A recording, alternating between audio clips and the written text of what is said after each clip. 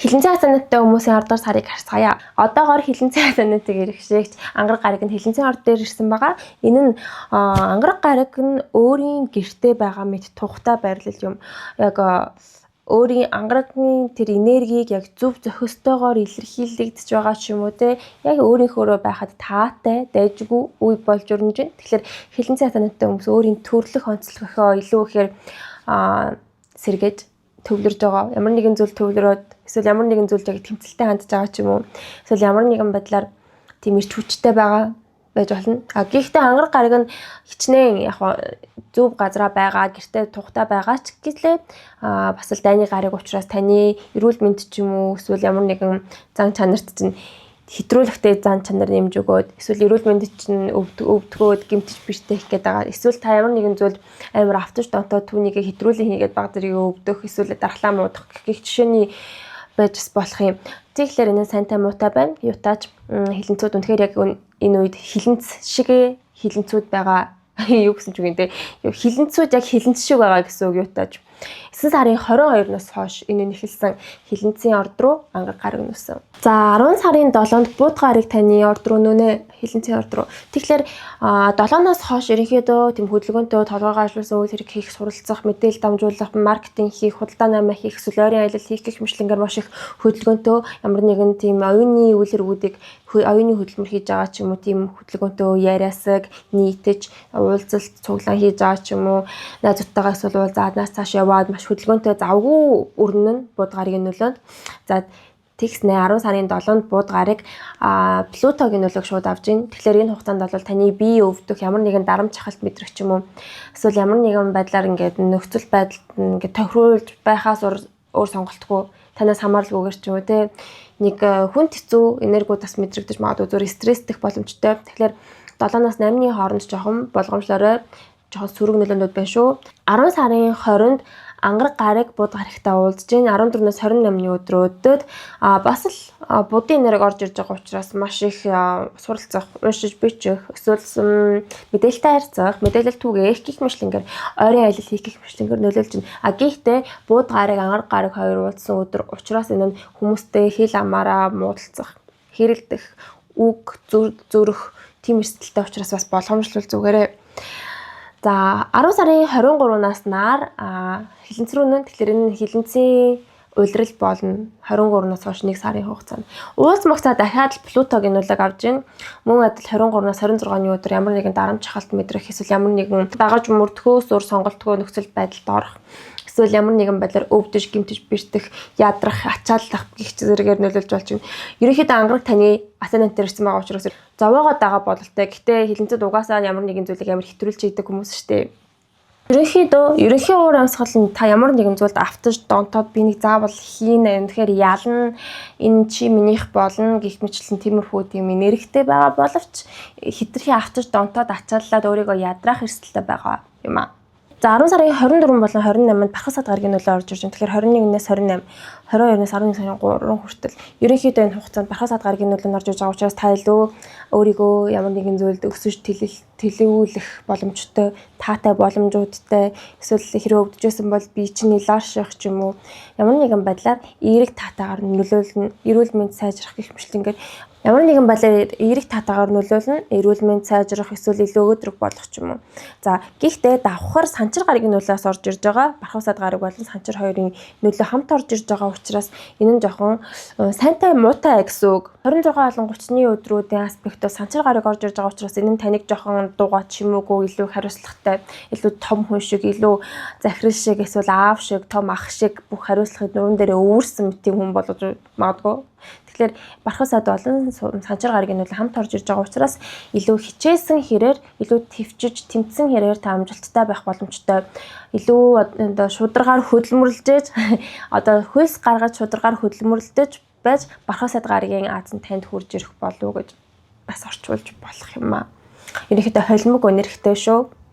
За романтик харилцаа, түншлэл, бүх төрлийн нэг харилцаа, гэрээ хэлцэр гэх мэтлэн 7 дугаар хавсан сэдвийг харцгаая. 10 сарын 4 болон 10 сарын 11-ний аспектууд нь өмнөд занглаа болон санчир гарагийн нөлөөнүүдийг авж ийн. Тэгэхээр энэ хугацаанд ямар нэг харилцаанд хөндөрж, саалж, холдох, нэг харилцааг ингээд цэгцэлж дуусгах тийм шаардлага гарч магадгүй.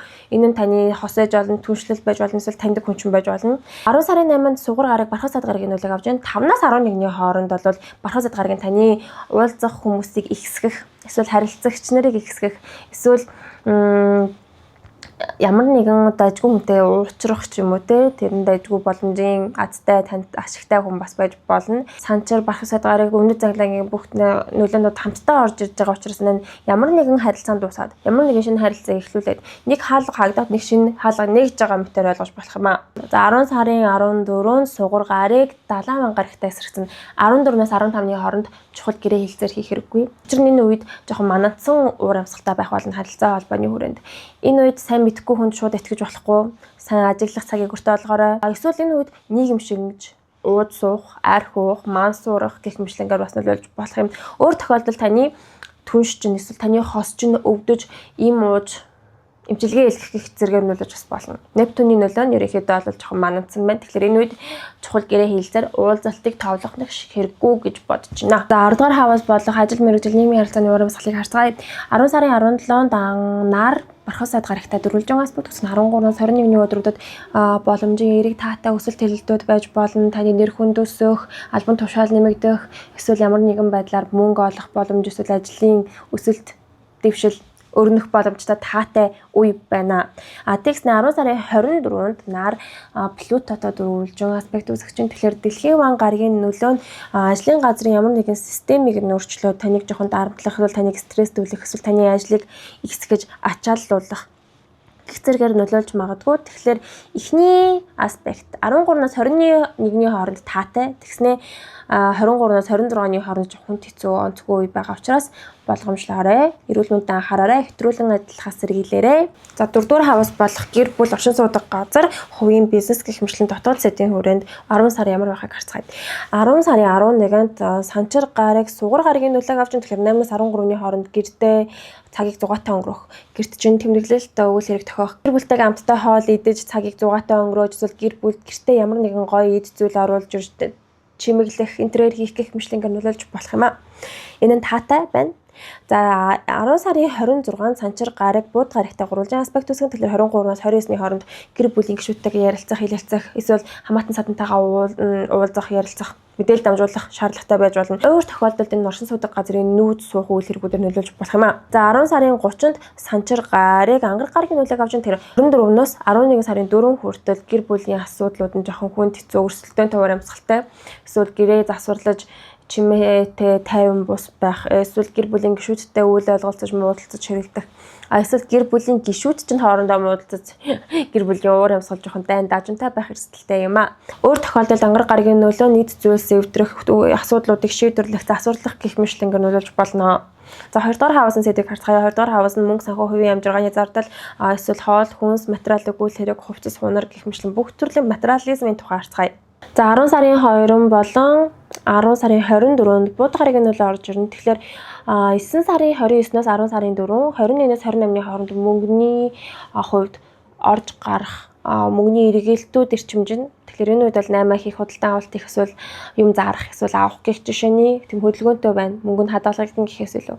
За 10 сарын 8-нд бархас сад гараг сугар гарагийн нөлөөг авч тэгэхээр 5-наас 11-ний хооронд орлого орж ирэх боломжтой. Эсвэл бэлгэсэлт авах, хамтдаа хоол идэх гэх зэргээр бас нөлөөлж болох юм аа. Энэ нь таатай үе учраас энэ үед мөнгө орж ирэх юм бол түүнийг хадгалаад гамнаарай гэж зөвлөе. За 10 сарын 17-нд бархас сад гараг нартай дөрвөлжин аспект үүсгэн 14-наас 21-ний өдрүүдэд их хэмжээний зарлаг гарах, мөнгө шатах боломжтой. Энэ үед үнэтэй зүйл худалдаж авч магадгүй, эсвэл зүгээр ямар нэгэн тийм тансаглалт мөнгө хийхээр үүрэх боломжтой нарны нөлөөнд. За 24-нд бууд гарагийн нөлөөнд 21-ээс 28-ны хооронд өмнө дурдсанчлан бас мөнгө эргэлдэх боломжтой өдрүүд юм. 21-ээс 28-ны өдрүүд нь. За 10 сарын 28-нд бархас сад гараг ангар гарагтай гурвалжин аспект үүснэ. 22-наас 11 сарын 3 хүртэл гинтийн таамаглаагүй их зарлагууд, эсвэл сэтгэл хөдлөлөөрөө худалдан авалт хийх, бас л мөнгө шатааж байгаа энергитэй нар болон ангар гаригийн нөлөөнүүд нь бүгдээрээ гарлага, зарлага байдаг байгаа.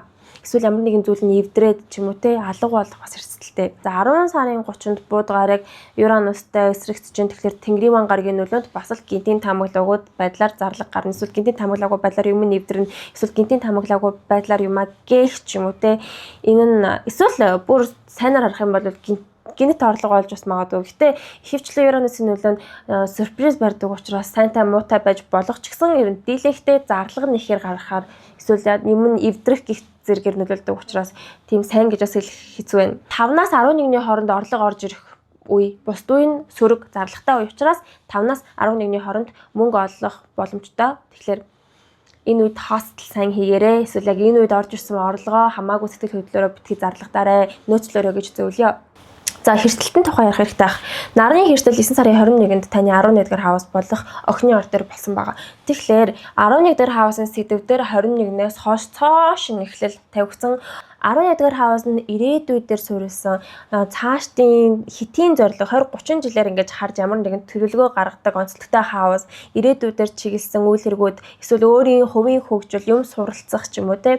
Эсвэл цааш нь тийм хүрээлэл, тийм таны хариалагдах ямар нэгэн бүлэгэм, эсвэл хүрээлэл, эсвэл ямар нэгэн сошиал медиа дээрх одоо тэр таны followers ч юм уу те, иймэрхүү тийм нийгмийн харилцааны үйл хэрэгүүдийг 11 дугаар хаус нөрөө агуулдаг. Тэгээ бас дээрэс нь бие даасан онцлогтой хаус учраас цаашдын 21-ээс хойш цаашдын 6 сарын турш уг энергийн эрчимтэй байх учраас цаашдын 6 сарын турш хувийн хөгжилтөд анхаарад, эсвэл илүү ирээдүйд хэрэгтэй хэтийн зорилгодоо илүү төвлөрч хөрөнгө оруулалт хийж, эсвэл өөрийнхөө чадварыг хөгжүүлж, шин зүйл суралцах, хичээл хийх гэх мэтлэн үйл хэрэгүүдэд анхаарч хөрөнгө оруулалт хийх боломжтой тийм эрэг таатай сарууд болж өрнөх болов. 11 дахь хаус нь ер нь эрэг таатай дажгүй тийм сэдвүүдэд учраас энийг тийм муу байна гэж тех бодохгүй байна. Тийм амар сөрөг амар муу байна гэж удаас бодохгүй байна. Дээрээс нь амар завгүй байгаа штеп, амар ачаалтайгаа. Ерөнхийдөө хилэнцүүд тийм том зориг тавьчаад, ирээдүйдээ том зориг тавьчаад түүнийхээ төлөө их хөдөлмөрлөж, хичээж, зүтгэж байгаа, ачаалттай ажиллаж байгаа тийм үе мэтэр харагдаж байна. За тэгэхээр 11 сарын forecast-аар иргэн уулзцгаая. Хэрвээ миний чаналыг дэмжих хүсвэл description хэсэг дээр миний юу байгаа? Дансын дугаар байгаа. Кофений мөнгө илгээж болно. Тэгээ үлгээхгүйсэн ч болно. За тэгээд дараа сарын forecast-аар уулзцгаая. Баярлалаа, баяртай. Амжилт хүсье.